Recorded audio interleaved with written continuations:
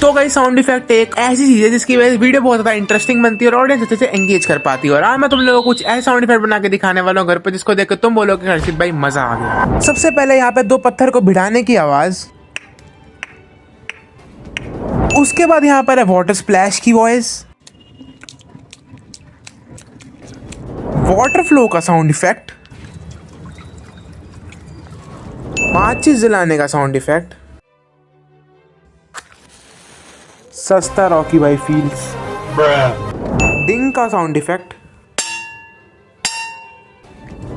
और at the end मैंने यहाँ पर डीप ब्रेथ की वॉइस मेडिटेशन करते हुए।